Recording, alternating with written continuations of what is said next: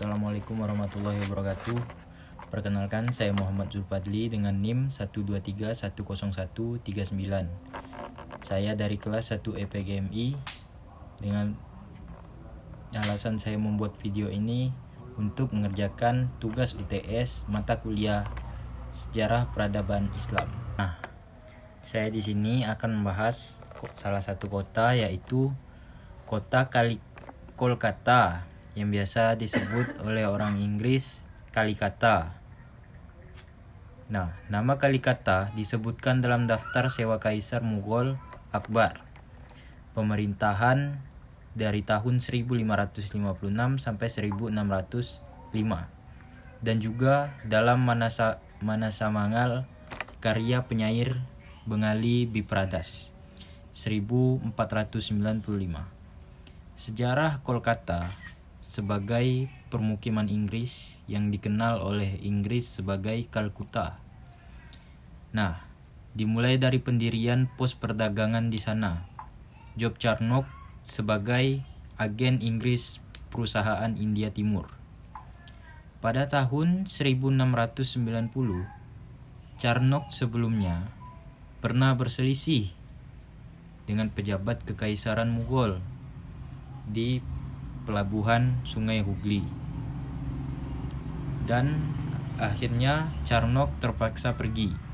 Setelah itu ia gagal mencoba membangun dirinya di tempat lain, yaitu di hilir sungai. Nah, ketika para pejabat Mughal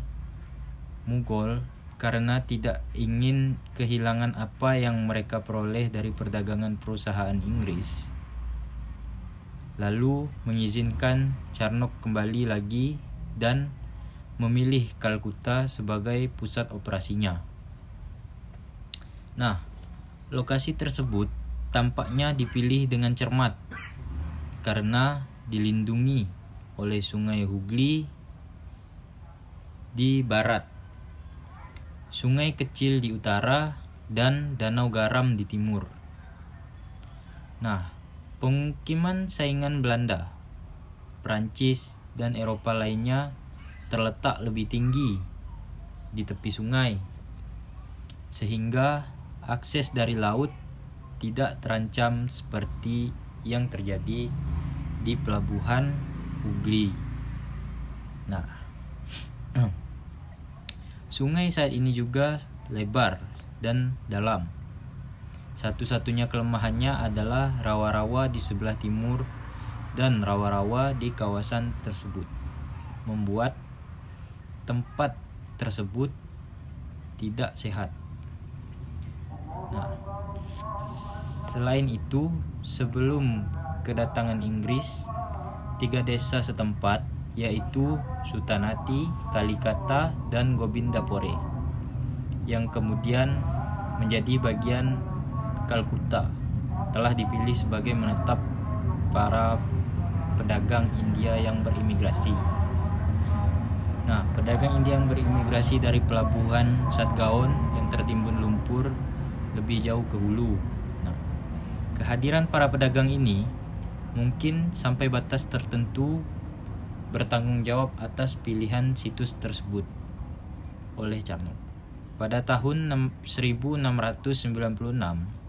ketika pemberontakan pecah di distrik terdekat Burdwan, pemerintah provinsi Mughal bersikap ramah terhadap pemukiman yang berkembang. Nah, para pelayan perusahaan yang meminta izin untuk membentengi pos perdagangan atau pabriknya secara umum diberikan izin untuk membela diri. Para pemberontak dengan mudah dihancurkan oleh pemerintah Mughal. Namun, struktur pemerintahan para pemukim yang terbuat dari batu bata dan lumpur tetap ada dan kemudian dikenal sebagai Benteng William. Pada tahun 1698, Inggris memperoleh surat paten yang memberi mereka hak istimewa untuk membeli hak zamindari, yaitu hak pengumpulan atau pendapatan pada dasarnya kepemilikan. Ketiga desa tersebut akhirnya di sekitar Fort William, Kalkuta menjadi pusat provinsi Inggris yang dikenal sebagai Kepresidenan Benggala. Pada tahun 1717, Kaisar Mughal Faruk Shiar memberikan kebebasan berdagang kepada perusahaan India Timur dengan imbalan pembayaran tahunan sebesar Rp3.000.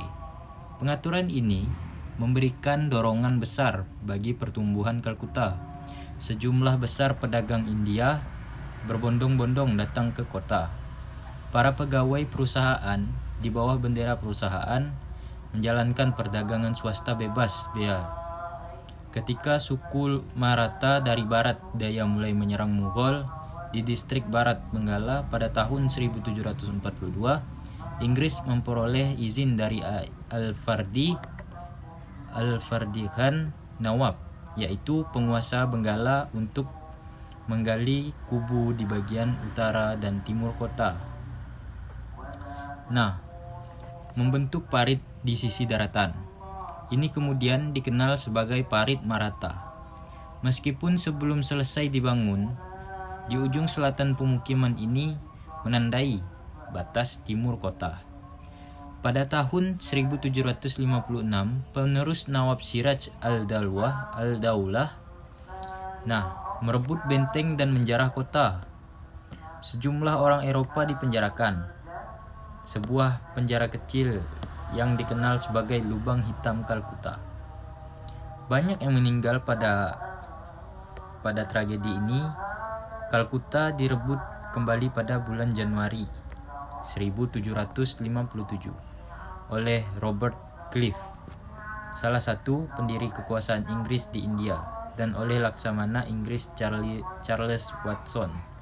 Nawab dikalahkan tak lama kemudian di Plassey, Juni 1757. Setelah itu, kekuasaan Inggris di Bengal terjamin. Govindapore ditebangi hutannya, dan Fort William yang baru dibangun di lokasi yang sekarang menghadap ke Hooghly di Kalkuta, yang menjadi simbol kekuasaan militer Inggris. Peninggalan kerajaan Mughal di Kolkata mencakup beberapa struktur bersejarah yang tetap ada hingga pada saat ini. Salah satu contoh utama adalah Fort William yang dibangun pada abad ke-18 oleh perusahaan Hindia Timur, Britania, di bawah pengaruh arsitektur Mughal. Fort William berfungsi sebagai markas militer dan menyimpan pengaruh seni dan arsitektur Mughal dalam desainnya. Selain itu, beberapa kuburan Mughal dan situs arkeologi lainnya juga dapat ditemukan di sekitar kota, mencerminkan warisan sejarah Mughal yang mendalam di Kolkata, meskipun pengaruh Britania menjadi dominan setelah penaklukan kota. Jejak seni dan arsitektur Mughal masih dapat diidentifikasi dalam beberapa struktur historis. Di sini saya juga akan membahas tentang geografis dari Kolkata. Kolkata terletak di tepi timur Sungai Hooghly, cabang dari Sungai Ganges, di negara bagian Bengal Barat, India. Kota ini memiliki iklim tropis dengan musim panas yang panjang, musim hujan yang kuat, dan musim dingin yang relatif sejuk. Sebagai pusat bisnis dan budaya, Kolkata juga memiliki jaringan transportasi yang berkembang, termasuk jalan raya, kereta api, dan transportasi air melalui Sungai Hooghly.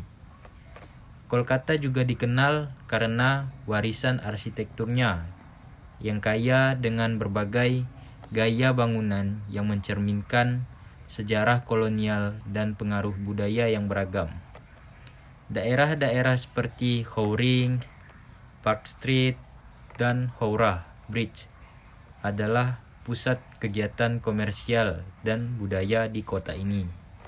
Baik, sekian dari saya. Wassalamualaikum warahmatullahi wabarakatuh. Thanks for watching.